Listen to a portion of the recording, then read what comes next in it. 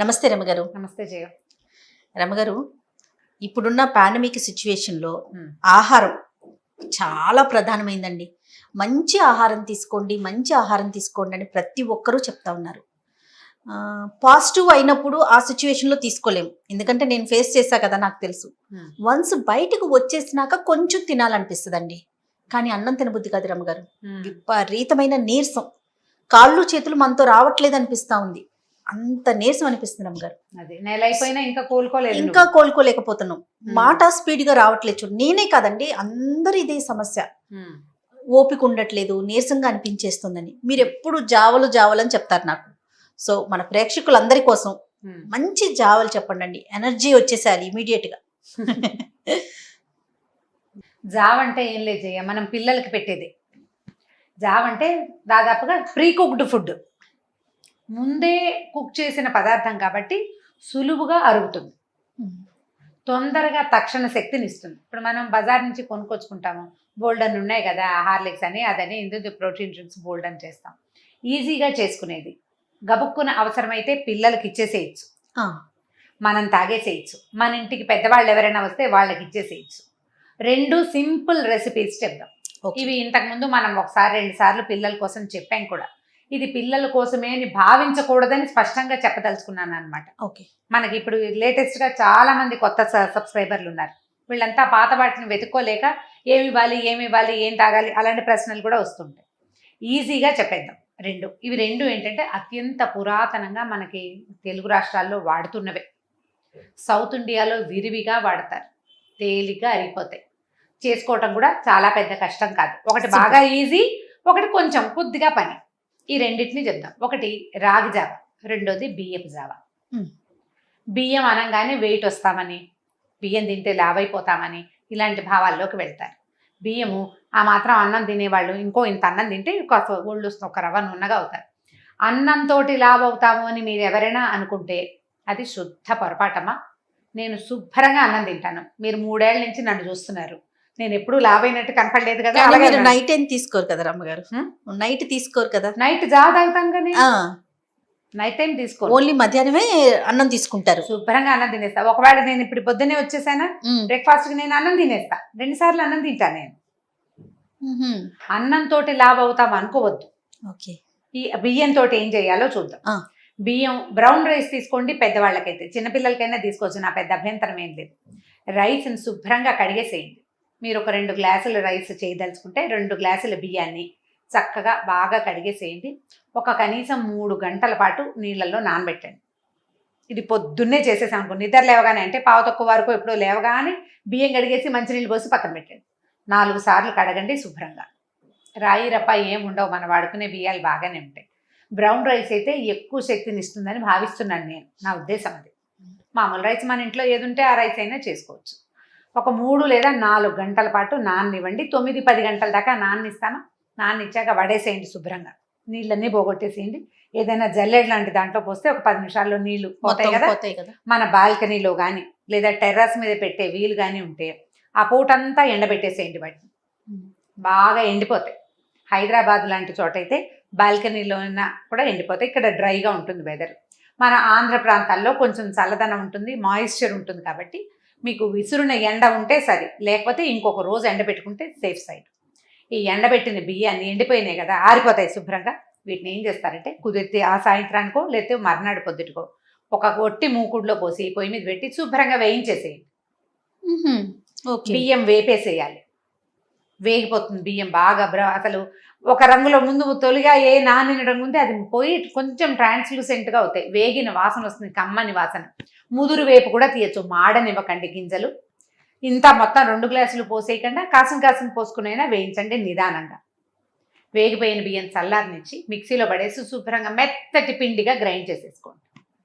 ఇది నిల ఉంటుంది, పాడవదు, ఎందుకంటే మనం బాగా వేయించేసాం కాబట్టి. దీన్ని గ్రైండ్ చేసేసాం కదా, మెత్త పిండి అయిపోయిందా. ఈ పిండిని నువ్వు డబ్బాలో పోసి పెట్టుకోండి పక్కన. పొద్దున లేచాక మార్నింగ్ కాఫీలకు పాలు పెడతారు, టీ పెడతారు, ఏవో పెడతారు కదా, దాంతోపాటు ఒక గ్లాసు నీళ్లు స్టవ్ మీద పెట్టడం, 2 స్పూన్ల పిండిని 1 గ్లాసు నీళ్ళల్లో, ఒక అర గ్లాసు నీళ్ళల్లో వేసి కలిపి పెట్టుకోండి చన్నీళ్ళల్లో.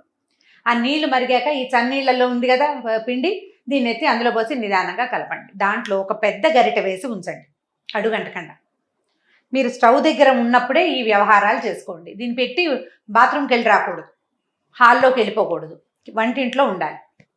వంటింట్లో అంటే మనం ఇంకో పని చేస్తూ మధ్యలో కలిపి తిప్పుకుంటుంది. చెంచాలు పెట్టకండి, చేతులు కాలుతాయి. గరిటె పెట్టుకుంటే ఒక్కసారి గరిటెతో కదుపుతుంటే చిక్కగా ఒక 5-10 నిమిషాల్లో శుభ్రంగా ఉడికిపోతుంది. నేను 2 స్పూన్లకి 1 గ్లాసు నీళ్ళు పెట్టండి, హాఫ్ గ్లాస్, నా వేలు మాత్రం గుర్తుపెట్టుకోండి అమ్మా, నేను కరెక్ట్గా సైజు కోసం చెప్తున్నా. పెద్ద గ్లాస్ హాఫ్ గ్లాస్ నీళ్ళలో కలుపుతాం. 1 గ్లాస్ నీళ్ళు పోసాం, ఇంకో అర గ్లాసులో కలిపేసాం కదా, ఇది చక్కగా ఉడికిపోతుంది, చిక్కగా కనపడుతుంది. దీనికి 1 అర గ్లాసు మజ్జిగ పోసి ఉప్పేసి జావలాగా చేసుకుంటే, ఇది చల్లారాక పెరిగేసుకుంటే విరిగినట్టుగా కనపడకుండా చక్కగా బాగుంటుంది. దీన్ని మీరు మార్నింగ్ టైం తాగొచ్చు.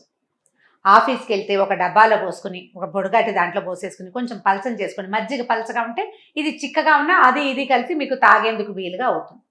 చల్లారేక కలుపుకుంటే అది ఎంత చిక్కగా అవుతోంది అనే అవగాహన ఉంటుంది. మొదటి రోజున మీకు తెలియదు, 2 సార్లు చేస్తే మీకు తెలిసిపోతుంది. ఓకే, దీన్ని ఏడాది లోపల పిల్లలు, 8 నెలల పసిపిల్లల దగ్గర నుంచి 90 ఏళ్ల వృద్ధుల వరకు, ఆడ మగ తేడా లేకుండా, ప్రెగ్నెంట్ లేడీస్, డెలివరీ అయిన వాళ్ళతో సహా సమస్తమైన వాళ్ళకి ఇచ్చేయచ్చు. ఎవ్వరికీ ఇందులో పచ్చెపు అనుమానం అక్కర్లేదు. పసిపిల్లలు ఉంటే గబుక్కుని ఏమి తినడానికి లేకపోతే మన దగ్గర ఈ పిండి ఉంటే చెక్కమని ఉడికించండి, కాస్త ఉప్పు వేయండి, ఒక నేర్చుకేసేసి స్పూన్తో పెట్టేసేయండి. పెద్దవాళ్ళు బియ్యం జావ తాగుతావా అని అడిగి 1 గ్లాసెడ్ జావ ఇచ్చేసేయండి. మా అమ్మలు అమ్మమ్మలకు కూడా అరుగుతుంది, పసిపిల్లలతో నీకించి పెద్దవాళ్ళ వరకు. మనకేమొస్తుంది దీంతో? బియ్యం వల్ల శక్తి వస్తుంది. అందులో వేసిన ఉప్పు వల్ల మీకు బీపీ గనక ఉండి బీపీ టాబ్లెట్లు వేసుకునే వాళ్ళైతే చక్కగా సైంధవ లవణం 1 కిలో ప్యాకెట్ తెచ్చి పక్కన పెట్టుకోండి ఇంట్లో. ఇలా జావల్లో వేసుకునేటప్పుడు సైంధవ లవణం వేసుకోండి. అది ఎలాగో సోడియం కాదు, పొటాషియం ఉంటుంది కాబట్టి బీపీ పెరగదు, బీపీకి ఇబ్బంది ఉండదు. ఉప్పు వేసిన బియ్యపు రుచి చాలా బాగుంటుంది, ప్రయాణాల్లో తీసుకెళ్ళచ్చు. రాత్రిపూట కూడా నిర్మోహమాటంగా నిస్సందేహంగా తాగొచ్చు. కడుపు నిండుగా ఉంటుంది, పొట్ట నిండుగా ఉంటుంది, పొట్టలో చల్లగా ఉంటుంది, సులువుగా అరుగుతుంది, ఇమీడియట్గా ఓపిక వస్తుంది. ఈ పదార్థం ఉంటే మనం ఎక్కడికి వెళ్ళినా, ఎవరింటికైనా వెళ్ళేటప్పుడు కూడా డబ్బా పట్టుకెళ్ళిపోయామనుకో పొడి, అక్కడ కాచుకుని తాగేసేయచ్చు. పాలు పంచదార మాత్రం అడ్వైజబుల్ కాదు, అది అరుగుదలకి రాదు. ఇది అలవాటు చేసుకోండి. ఇది రెగ్యులర్ పదార్థం. మన ఇంట్లో మామూలు సాంబార్ పొడి, చారు పొడితో పాటు బియ్యపు రవ్వ వేయించి పెట్టుకుంటే కనుక మనకి గబుక్కున కలిసి వస్తుంది. ఏదో ఒక పదార్థం కింద చకచకా కాచేసుకుంటాం. మీరు ఇప్పుడు చాలా సులువు కదా, సులువు కదా. మనకు కావాల్సింది ఏంటి? మనం ముందు చేయవలసింది నానబెట్టుకోవటము, ఎండబెట్టుకోవటము, వేయించుకోవటము, 1 రోజు పని. 1 కిలో బియ్యం కనుక చేసి డబ్బాలో పోసి పెట్టుకుంటే, మీకు అనుమానంగా ఉంది ఎక్కువ రోజులు ఉండదేమో, పురుగు వస్తుందేమో, మన ఇంట్లో మిగిలిన వాటికి పురుగు పడుతున్నాయంటే చక్కగా ఏమీ డౌట్ పడక్కర్లా, డబ్బా ఎత్తి ఫ్రిడ్జ్లో పెట్టండి, ఏం చెడదు, ఏమి చెడదు. గ్లాస్ జార్ లో వేస్తే చాలా వరకు సేఫ్ అండి. సరే, మెయింటైన్ మనం పెట్టే చేయాలి. స్పూన్లు చక్కగా పొడి స్పూన్లు పెట్టుకోవటం, అవి కొంచెం జాగ్రత్తగా చేయండి అమ్మా. ఇది ఇప్పుడు మీరు ఈ పాండమిక్ నుంచి బయటకు వచ్చిన వాళ్ళు, కోవిడ్ పాజిటివ్ వచ్చి నీరసపడిపోయిన వాళ్ళకి కూడా చాలా బాగా పనిచేస్తుంది. రోజుకి 2 సార్లు తీసుకోండి, ఓపిక వస్తుంది తప్పకుండా. ఓకే, చాలా సులువైన రెసిపీ అండి. రెండో రెసిపీ చెప్దాం. చెప్పండి. ఇప్పుడు ఇది బియ్యం కదా, రెండోది రాగులతోటి చేసుకోండి. ఓకే, రాగులు ఏం చేయాలంటే, మామూలుగా పచ్చి రాగి పిండి మనకు బజార్లో దొరికేస్తుంది, తీసుకునే వాళ్ళు కొంతమంది ఉంటారు. సంకటి చేసుకుని ముద్ద చేసుకుని తినే వాళ్ళు ఉన్నారు. అన్నంతో పాటు సంకటి వండుకోవచ్చు. ఇవన్నీ పక్కన రాగి దోశ చేసుకుంటా, రాగి దోశ చేసుకో, రాగి చపాతీ చేసుకో, ఇంకోటి ఏదో ఈడియాపం కూడా చేసుకోవచ్చు. నేను చేస్తాను, నాకు చాలా ఇష్టం. వాటన్నిటిని పక్కకు పెడదాం. మనకి ఇప్పుడు జావే కావాలి. రాగుల్ని పచ్చి రాగి పిండి జావ కంటే కూడా మీకు మాల్టెడ్ రాగి చాలా మంచిది, ప్రోటీన్ పెరుగుతుంది అందులో, ఆరోగ్యానికి మంచిది, ఈజీగా డైజెస్ట్ అవుతుంది. దీన్ని కూడా 6 నెలల పసిపిల్లల నుంచి 80 ఏళ్ల వాళ్ళ వరకు అందరికీ ఇవ్వచ్చు, ప్రెగ్నెంట్ లేడీసు, డెలివరీ అయిన వాళ్ళతో సహా. అందుకే చెప్తున్నాను, ఇది నేను అందరికీ ఇవ్వచ్చు. కాకపోతే పిల్లల్లో చూసుకోండి, మర్నాడు కొంచెం మోషన్లో తేడా కనపడుతుంది, భయపడక్కర్లేదు.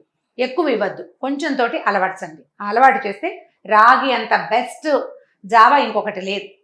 ఆ బియ్యము, ఈ రాగి, ఈ 2 అలవాటు చేశారంటే శుభ్రంగా ఉంటారు పిల్లలు, హ్యాపీగా, మనము హాయిగా ఉంటాం. రాగుల్ని 1 కిలో రాగులు, వీటిని కొంచెం రాయి రెప్ప లేకుండా బాగు చేసుకోండి, చెరిగేసి శుభ్రంగా కడిగి నీళ్ళలో పోసి నానబెట్టండి 1 డే. ఇవాళ పొద్దున్న నానబెట్టి సాయంకాలం ఆ పై నీళ్లు పారబోసేసి మళ్ళీ ఫ్రెష్ నీళ్ళు పోయింది, వాసన మారుతుంది. 24 గంటలు ఇంచుమించుగా ఉంచుకుంటే బాగుంటుంది. ఒక పూటే నానబెట్టి చేసేవాళ్ళు కూడా కొంతమంది ఉన్నారమ్మా. నేను ఏళ్ల తరబడి మేము చేసే ప్రాక్టీసే చెప్తున్నా. మరి రాత్రికి నీళ్ళు పారబోసేసి మళ్ళీ మంచినీళ్ళు నింపెట్టండి, పొద్దున్నే శుభ్రంగా బాగా కడిగేయండి. ఏమైనా రాళ్ళు ఉన్నాయేమో గాలించి కనుక మనం ఏం చేయొచ్చంటే ఒక సంచిలో, ఎట్లా మనకి పిల్లో కవర్స్ పాత ఉంటాయో వాటిని ఉంచుకుంటూ ఉంటాం, ఏదైనా వాడుకోవడం డస్టింగ్కి వాడతాం కదా, కొన్ని పిల్లో కవర్స్ దీనికోసం ఉంచుకోండి. ఈ రాగులను ఎత్తి ఆ పిల్లో కవర్లో పోసేయండి, నీళ్ళన్నీ ఓడిపోతాయి కదా, దాన్ని బట్టుకెళ్ళి మన బాల్కనీలో కానీ ఎక్కడైనా ఒక కిటికీకి వెళ్ళడేయండి. నీళ్లు కారిపోయి ఒక రోజు వదిలేసేయండి దాన్ని. మనం మరుసటి రోజు ఆ కవర్లోనే వదిలిపెట్టేయండి. ఒక రోజు నానబెట్టాం, రెండో రోజు ఆరబెట్టాం సంచిలో లేదా గుడ్డలో వేసి మూట కట్టచ్చు, మీ అలవాటు ప్రకారం. నాకు ఇవి ఈజీ మెథడ్స్, అందుకని నేను పిల్లో కవర్ అని చెప్తున్నాను. ఆ కవర్ని ఎక్కడైనా తగిలించుకోవచ్చు హాయిగా, లేదా సంచులు కుట్టుకుంటాం కాటన్. ఇవాళంతా కూడా చేతి సంచులు దొరుకుతున్నాయి కదా, కాటన్ ప్యూర్ కాటన్ కొంచెం మందపాటిది అయితే బాగుంటుంది. రెండో రోజు మీరు ఆ మూట విప్పితే మొత్తం రాగులన్నీ మొలకలు వచ్చేసి ఉంటాయి. అంతంత మొక్కలు రానివ్వకండి. రెండో రోజు మార్నింగే ఓపెన్ చేసేయండి. మార్నింగ్ ఓపెన్ చేసి ఒక విశాలమైన గుడ్డలు పరిచి వీటిని రాగుల్ని ఆరబెట్టేసేయండి. మొలక ఎత్తిన రాగిని ఆరబెట్టాలి.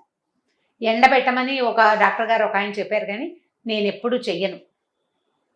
ఎండలో పెట్టబుద్ధి కాదు, అలవాట్లేదు మాకు. మేము మా ఇంట్లో ఇలాగే చేస్తాం, మా అక్కయ్యలు ఇలాగే చేసేవాళ్ళు, నాకు అదే అలవాటైంది, నేను అదే చెప్తున్నాను. నేనైతే ఎండలో నీడలో ఆరబెడతారా మీరు? నీడలోనే ఆరబెట్టేస్తాను ఇంట్లో. కాస్త మనం ఇళ్లలో వెంట్రుకలు రాలి పడుతుంటే కొంచెం చూసుకోండి. కుక్క పిల్లలు ఉంటే వాటి బొచ్చు, మన ఇంట్లో పెట్స్ ఉన్నాయనుకోండి వాటి బొచ్చు కూడా పడిపోతుంటుంది. కొంచెం పై ఎత్తున ఆరబెట్టేసుకోండి. వీటిని ఒక రోజు పూర్తిగా ఆరనిచ్చాక చక్కగా మూకుడులో ఇన్ని పోసి చక్కగా వేయించేసేయండి. కమ్మని వాసన వచ్చేలాగా మాడకండా ఈ వేయించిన రాగుల్ని గ్రైండ్ చేసేసుకోండి. గిర్నీకి పట్టిస్తే ఇంకా మెత్తగా వస్తుంది పిండి. మెత్తటి పిండి ఆటొస్తుంది. బరగ్గా ఉంటే కచ్చకచ్చగా ఉంటే జావంత బాగుండదు. మిక్సీలో వేసిన బాగా దగ్గర పిండి జల్లెడతోటి జల్లిచ్చేసేయండి. ఈ పిండి ఎత్తి డబ్బాలో పోసి పెట్టుకోండి. దీన్ని కూడా ఒక గ్లాస్ నీళ్ళు స్టవ్ మీద పెట్టడం, ఒక పావు గ్లాసు హాఫ్ గ్లాస్ నీళ్ళల్లో 2 స్పూన్ల పిండిని కలిపేసి పక్కన పెట్టుకోవడం. చిక్కదనము అవన్నీ కూడా డిపెండ్స్ మీ అలవాటుని బట్టి. అవునండి, ఎంత చిక్కగా తాగలము అని. ఒక గ్లాసు జావకి ఒక 2 స్పూన్ల పిండి సరిపోతుంది.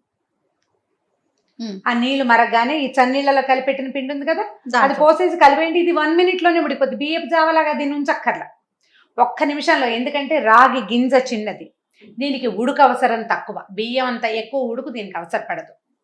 2 నిమిషాల్లో చిక్కగా అయిపోతుంది. బుడగలు వస్తాయి. ఆ బుడగ రాగానే ఆపేసేయండి చాలు. కింద నుంచి ఇలా ఉడికిన వస్తాయి కదా, హోల్స్ పడుతుంటాయి, అప్పుడు ఆపేసేయండి. దీన్ని 2 రకాలుగా వాడుకోవచ్చు. బలం కావాలి, పిల్లలు బలశాలులుగా పెరగాలి, లేదా మనకే బాగా ఓపిక తక్కువ, మనకి అలవాటు ఉంది అంటే ఒక హాఫ్ గ్లాస్ పాలు పోసి చక్కగా బెల్లం వేసి తాగేసేయండి. పంచదార కంటే బెల్లం చాలా మంచిది. ఇంకా పెద్దవాళ్ళు, అలవాటు ఉన్నవాళ్ళు, ఆసక్తి ఉన్నవాళ్ళు తాటి బెల్లం కూడా వేసుకోవచ్చు. పాలు బెల్లం లేదా పెరుగు ఉప్పు చల్లారి నుంచి కాస్త మజ్జిగ పోసి మనకు అవసరమైనంత పలచన చేసి ఉప్పు వేసుకుని తాగొచ్చు. దీంట్లో ఇంకొక మెథడ్ ఒకటి ఉంది, ఇది చాలా పురాతనమైనది, కొన్ని ఊళ్ళల్లో వాడతారు, పల్లెటూళ్ళలో. ఈ రాగి పిండి మనం నీటిలో కలిపాం కదా, దీన్ని రాత్రిపూటే నీళ్ళల్లో కలిపి పక్కన పెట్టుకుంటారు.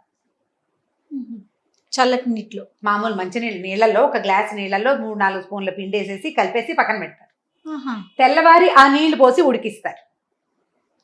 ఇది రాత్రి ఉంచేసరికల్లా ఒక చిన్న ఫెర్మెంటేషన్ వస్తుంది, అందులో బి కాంప్లెక్స్ డెవలప్ అవుతుందని. ఎండవేళ్లలో బయట పనిచేసే వాళ్ళకి ఇది చాలా ఉపయోగపడుతుందని చెప్తారు. తోప అంటారు దాన్ని, ఉత్తరాంధ్ర వైపు వాడతారు.